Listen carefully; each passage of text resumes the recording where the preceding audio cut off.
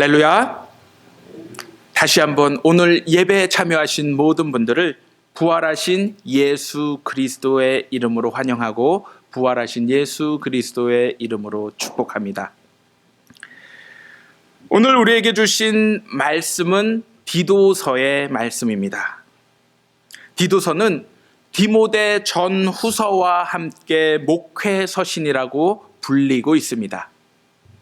그 이유는 교회에서 발생하는 다양한 문제들을 어떻게 그리고 어떠한 기준으로 처리하는 것이 합당한지 우리들에게 보여주고 있기 때문입니다.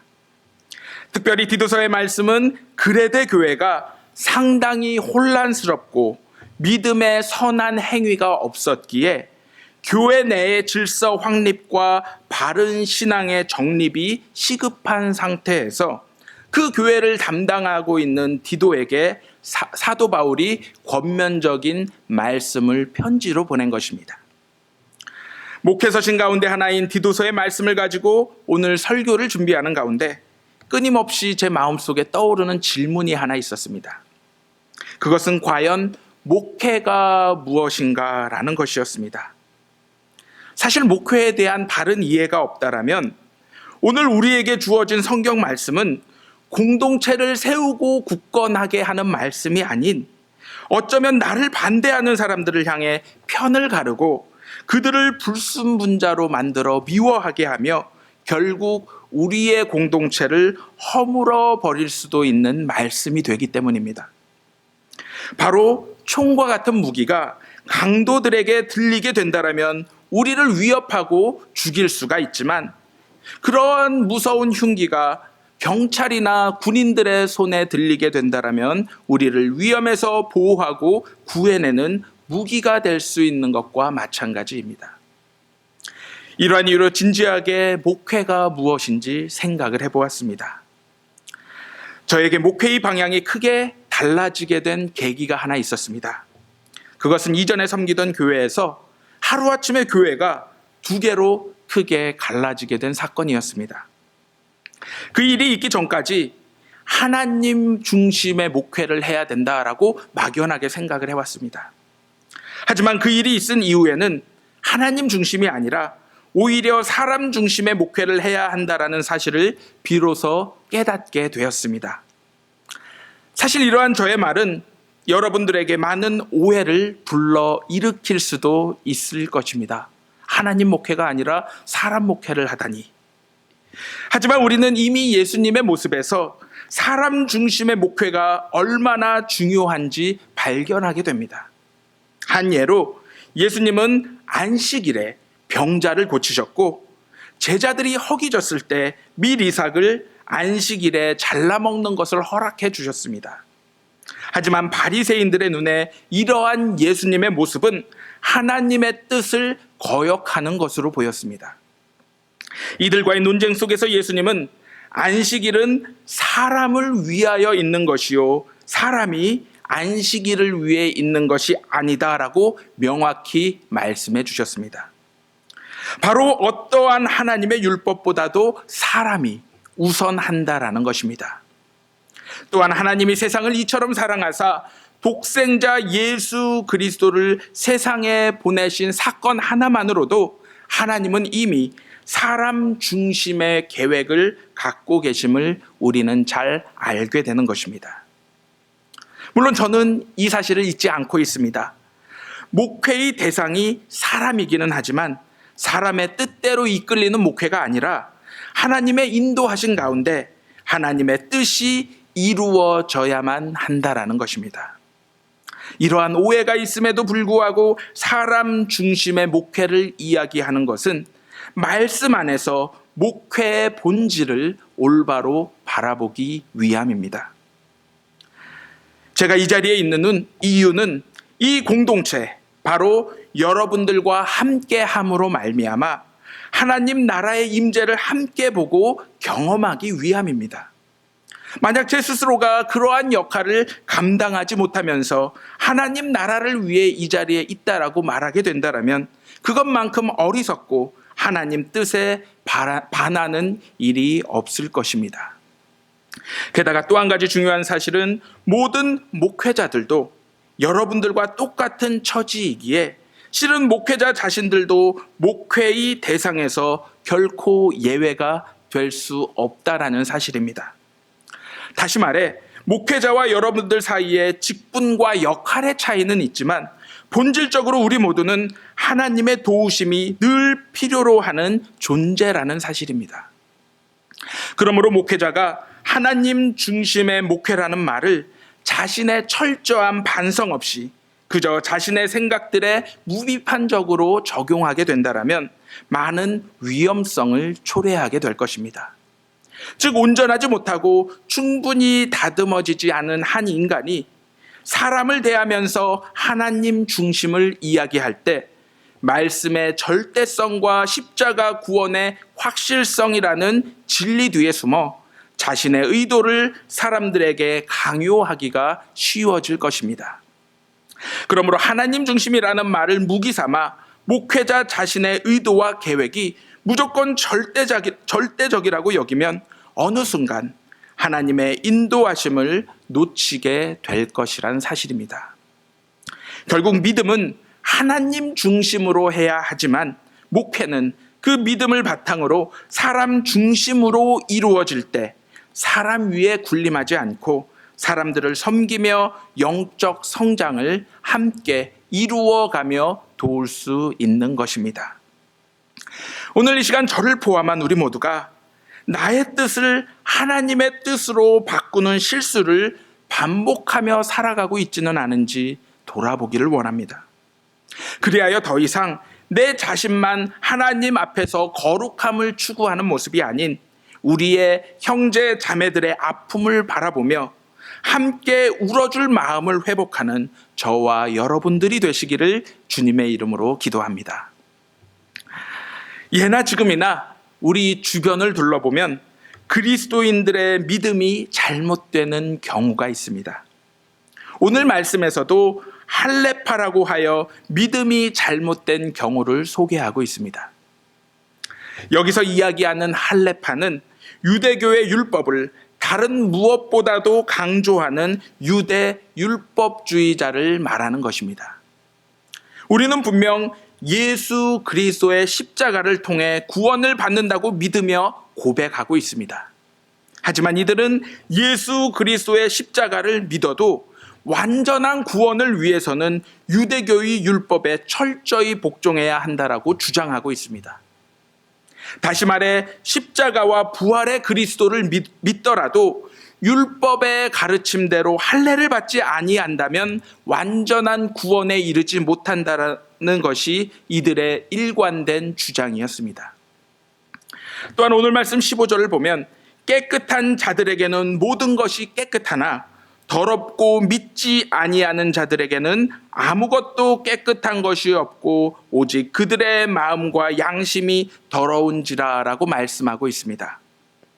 이 말씀의 배경을 살펴보면 할례파들은 할례뿐만이 아닌 그들이 먹는 음식도 구약의 전통에 따라 먹어야 할 것들과 먹어야 하지 말 것들을 철저히 구별함을 주장하였습니다. 만약 먹지 말아야 할 음식들을 먹는 사람들은 모두 구원을 받지 못한다라고 주장하였습니다.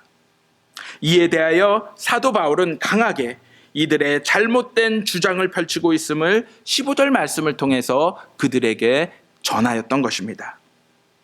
물론 고린도전서 8장 13절 말씀을 보면 사도 바울 자신도 우상에게 바쳐진 음식을 먹지 않겠다라고 말하고 있고 다른 사람들에게도 음식을 조심하라라고 가르치고 있습니다.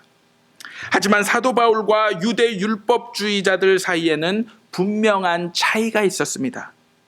바울은 할례파처럼 구원의 조건으로 음식을 먹지 않는 것이 아니라 목회적인 차원으로 다른 사람을 실족해 한다라면 먹지 않겠다라는 타인에 대한 배려와 사랑이 그 안에 담겨 있었던 것입니다. 한국 기독교에서 금기시하는 술과 담배에 대한 문제도 마찬가지입니다. 한국의 복음이 전파되기 시작한 선교 초기부터 금지된 술과 담배의 문제는 사실 세계적으로 한국 그리스도교, 그것도 개신교만의 문제입니다. 여기에는 애초부터 목회적인 차원에서 우리 민족의 장래를 걱정하는 소중한 의미가 들어 있었습니다. 즉 140여 년 전 한국 땅에 그리스도가 전래될 때 우리 민족은 일본, 중국, 러시아, 미국 등 세계 모든 강대국들로부터 시달림을 받는 상황이었습니다. 그런 와중에 나라와 민족의 장래를 책임져야 할 젊은이들은 술과 담배 그리고 노름에 빠져 허덕이고 있었습니다. 복음을 전하는 일과 함께 계몽운동에도 앞장섰던 선교사들은 자연히 술과 담배 그리고 노름을 사람들을 향해 금기시 시켰던 것입니다. 그러다 오랜 시간이 지나면서 이러한 가르침은 그리스도인들 하면 자연히 술과 담배는 멀리하는 것으로 알려지게 되었습니다. 심지어 교회에 다니면서 술과 담배를 가까이 하는 것은 무슨 큰 죄를 지은 것처럼 여겨지게 되었던 것입니다. 하지만 여기서 분명한 사실은 술과 담배 역시 우리 구원의 문제와는 아무런 상관이 없다라는 것입니다. 그러면 이제 신앙인들은 술과 담배를 자유롭게 해도 된다라는 말일까요? 하지만 현재 우리의 상황을 돌아보면 개인의 건강과 공익을 위해 금연 운동이 확산되고 있고 동시에 음주 문화도 바뀌어 가고 있습니다. 다시 말해 구원에 대하여 아무런 문제가 없다라고 하여 사회의 빛과 소금이 되어야 할 교회가 무작정 술과 담배를 수용하고 장려할 수는 없는 것입니다. 특히 목회서신에서는 교회 지도자들의 자격에 대해 디모데전서 3장 3절에서 술을 즐기지 아니하는 자이며 라고 정해놓고 있습니다. 그렇기 때문에 우리는 모든 행실에 있어 흠이 없도록 노력함을 기억해야 하며 믿는 사람이건 혹은 믿지 않는 사람이든 간에 이들 모두에게 주님이 우리에게 명령하신 사명, 바로 세상 속에서 예수님의 증인으로 빛과 소금의 역할을 감당해야 하는 사명, 그러한 사명을 이어가시기를 주님의 이름으로 기도합니다. 다시 오늘 본문의 말씀으로 돌아와 보면 유대 율법주의 할례파들은 예수 그리스도의 십자가와 부활에 대한 믿음으로 구원을 얻는다는 그리스도교 신앙의 뿌리를 거부하기에 그들의 모든 주장과 교훈들은 어긋날 수밖에 없었습니다. 10절과 11절 말씀을 보면 그들 가운데 불순종하고 헛된 말을 하며 속이는 자가 많다라고 하였습니다. 그리고 결국에는 더러운 이득을 취하려는 욕심 때문에 마땅하지 않은 것을 가리켜 결과적으로는 그들로 인해 가정이 파괴되는 경우가 많음을 지적하고 있습니다. 이러한 이유로 16절에서 사도 바울은 그들이 하나님을 시인하나 행위로는 부인하니 가증한 자요 복종치 아니하는 자요 모든 선한 일을 버리는 자니라라고 질책하고 있습니다. 즉 구원에 대한 근본 이해와 가르침이 잘못되었기에 할례나 음식을 구분하는 행위만을 강조하는 유대 율법자들의 신앙은 열매가 없는 입술로만의 신앙이 되었던 것입니다. 그러면 이러한 잘못된 교훈에 대하여 우리는 어떻게 대처를 해야 하겠습니까? 11절에서는 입을 막으라라고 했고 13절에서는 어미 꾸짖으라라고 사도 바울은 말씀하고 있습니다. 잘못된 교훈이 영향력을 끼치지 못하도록 입을 막고 혹시라도 거기에 영향받은 사람들이 있다라면 엄한 책망을 통해서라도 다시금 돌이키게 해야 한다라는 말씀인 것입니다. 여기서 우리는 또다시 지도자의 중요성을 생각하게 됩니다. 지도자가 제대로 서지 못하면 잘못된 교훈으로 교회에 분란과 어려움이 생겨나게 되었을 때 제대로 대처하지 못하기 때문입니다. 한나 아렌트라는 철학자가 쓴 예루살렘의 아이만이란 책이 있습니다. 이 책은 2차 세계대전 중 유대인 대학살을 이끌었던 아이만이라는 사람이 15년 도망 다니다 잡혀서 재판을 받는 이야기입니다. 이 아이만은 온 세계가 지켜보는 법정에서 이러한 말을 하였습니다. 나에게 무슨 죄를 고백하라는 것입니까? 저는 남을 해치는 일에 전혀 관심이 없었습니다. 저는 그저 맡은 일을 최선을 다해 했을 뿐입니다. 그렇다면 이 사람이 한 일이 무엇일까요? 이 아이만의 열심히 만들었던 것은 열차에 가스실을 만들어 많은 무고한 유대인들을 빠른 시간 안에 죽게 하였던 것입니다. 이러한 그는 끊임없이 자신의 무죄를 주장했습니다.